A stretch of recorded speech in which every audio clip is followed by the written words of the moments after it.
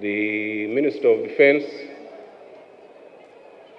and Veteran Affairs, Cabinet Ministers,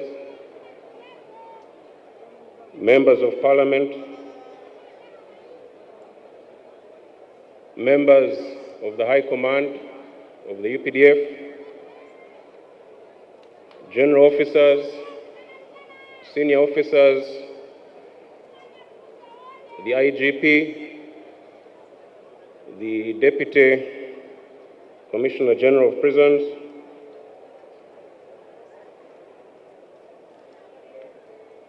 the parade participants, the people of Chotera and Greater Masaka region who are hosting us, distinguished ladies and gentlemen.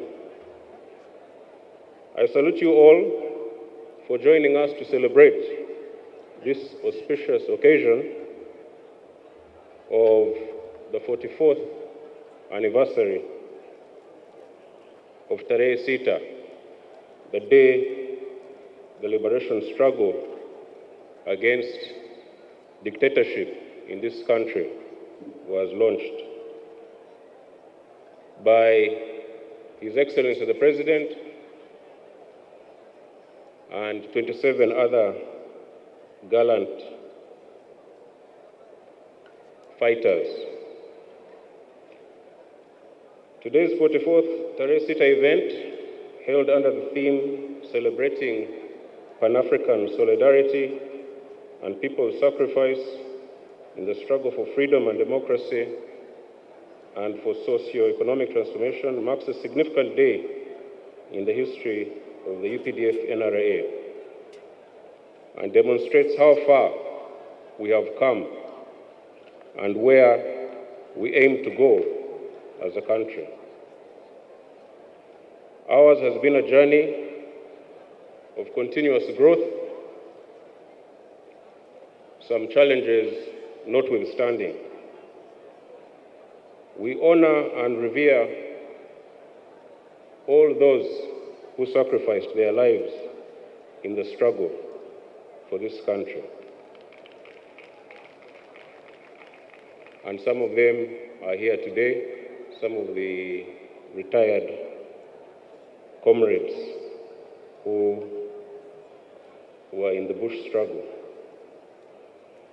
With the valuable experience and guidance of our seniors, we shall continue the agenda of fundamental change in our country as best as we can, including by guaranteeing the security of all our citizens. Therefore, Your Excellency, permit me to express my deepest gratitude to you and to all those who believed in your vision of a liberated, free, and prosperous Uganda and Africa. To everyone who contributed to the liberation struggle, we owe you our heartfelt thanks. Tarehe Sita is special in our hearts, not only for its historical significance in the eventual NRA victory, but also for the enduring achievements we continue to witness in our nation.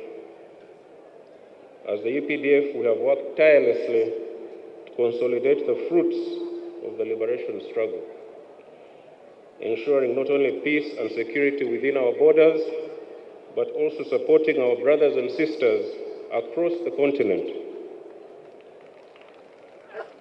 This Pan-African spirit has been and will remain a cornerstone of our mission as UPDF.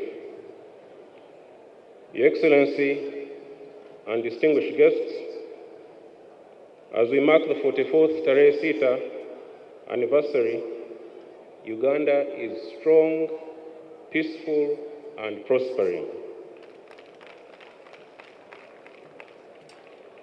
There might be some challenges ahead, But under Your Excellency's leadership and guidance, there is nothing we will not overcome.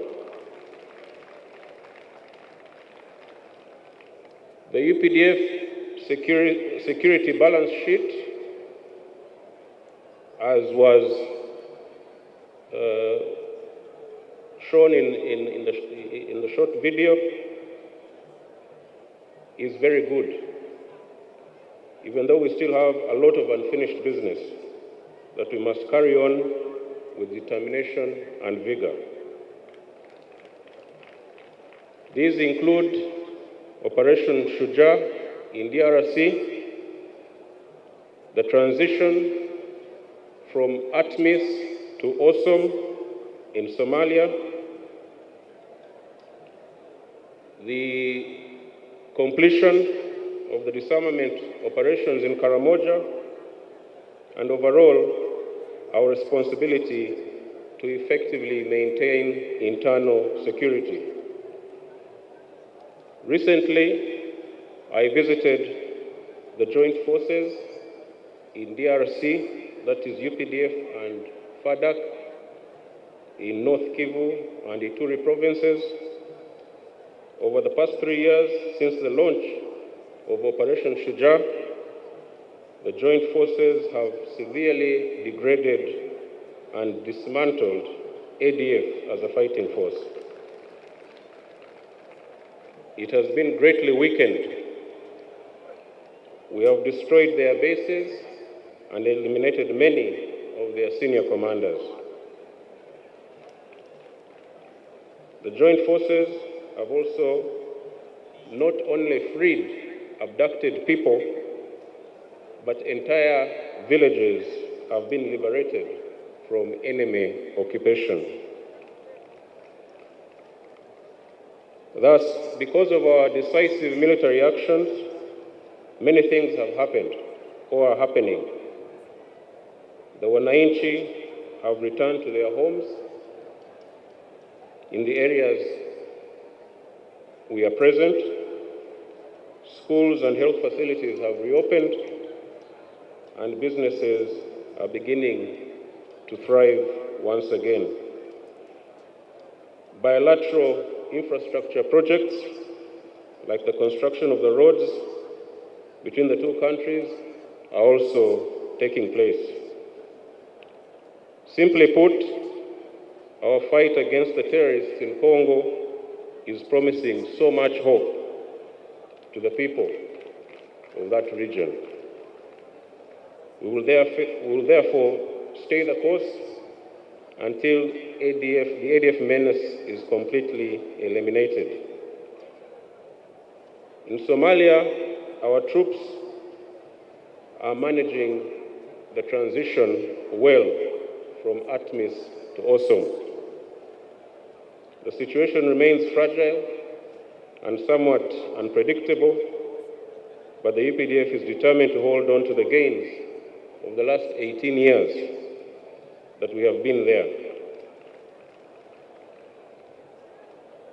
We have the aspect of troop drawdown,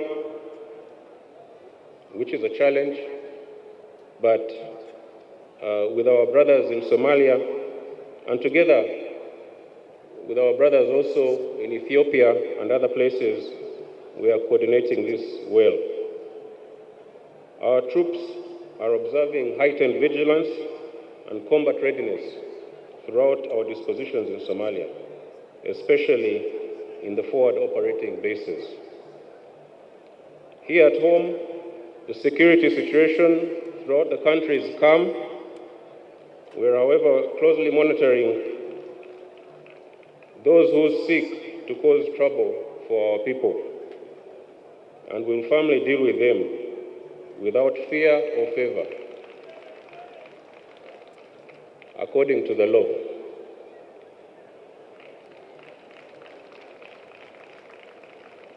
This year will be a political campaign season. We will also be on the lookout for saboteurs, both within and without. The intelligence services are working overtime to make sure that we are aware of all the evil plans of some of these people. Your Excellency, the situation in Karamoja is encouraging. Relative calm has returned to most of the region, and tourism is also returning. We have eliminated or arrested most of the hardcore criminals who were disturbing the peace in the community within Karamoja and the neighboring communities. Our major task now is to make sure that the Karachuna warriors never rearm again. We also have some small border demarcation issues with our brothers in South Sudan, but this is being addressed at high levels. And if need be, technical teams from both countries can physically demarcate and reopen the international boundaries. Otherwise, the lethality of the UPDF is constantly getting better, and we are ready to employ the full extent of our capabilities and military power to overcome any adversary and to achieve the full realization of national development objectives. Your Excellency, as we celebrate this year's Tarehe Sita, there are certain challenges that are being directed at the ability of the UPDF to maintain its combat effectiveness, professionalism, and discipline that our military has been known for around the world. Last week, we were shocked to receive a judgment from the Supreme Court that in effect halts all trials conducted by military courts. The UPDF and its predecessor, the NRA, which we both honor today, provided the lasting solution to the tyranny, killings, and lawlessness that for so long had plagued Uganda. The UPDF, without doubt, remains the foundation upon which democracy and socio-economic transformation can be realized in our country. Your Excellency, the historical mission of the UPDF, which predates the laws being debated today, could not have been achieved without a highly disciplined force.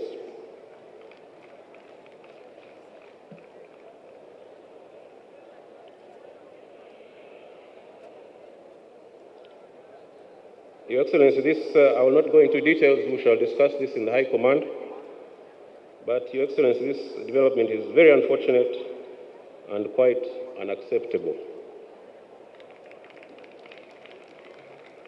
It could herald a national security crisis, threatening the effective command, control, and administration of the defense forces.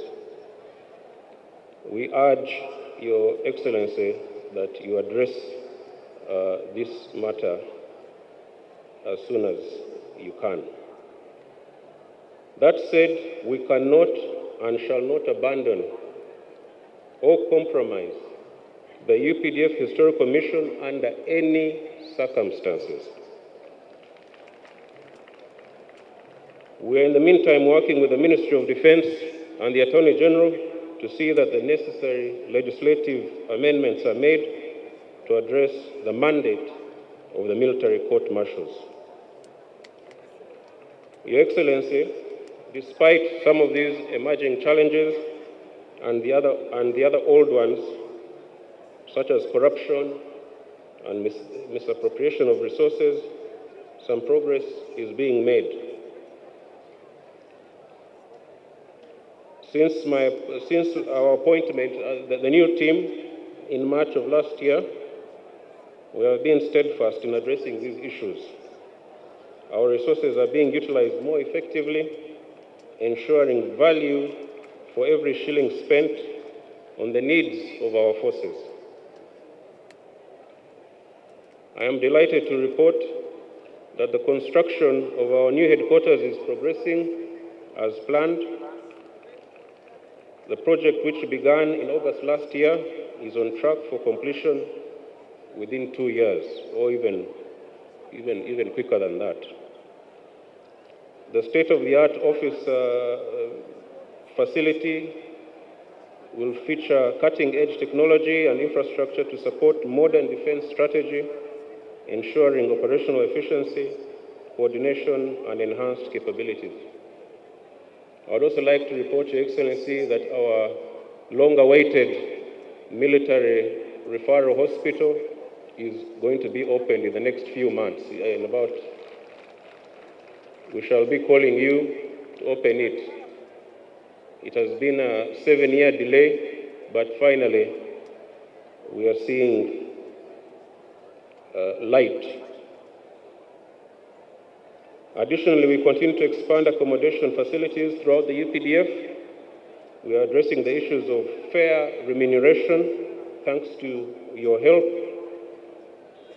clothing, and other resources. We need to ensure the improved welfare of our troops, reflecting our dedication to the well-being, to their well-being and to operational readiness. These achievements symbolize our commitment to infrastructure development and providing a dignified working environment for our soldiers. Your Excellency, we thank you so much for your support and guidance towards these endeavors, without which we could not do much. Your Excellency and distinguished guests, we have also been strengthening ties with our African brothers and sisters across the continent and even beyond the continent.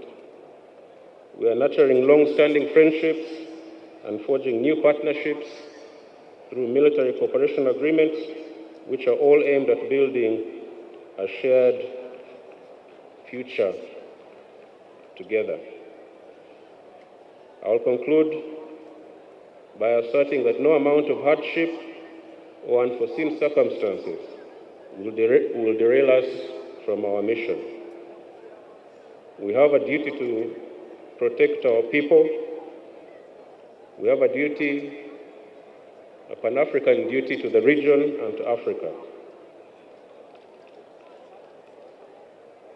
In that way, sustainable prosperity for our people will be assured. From this core mission, we shall not waver. I congratulate all of you on this occasion of Tarehe Sita and wish you all God's blessings for the future. UPDF, hurrah!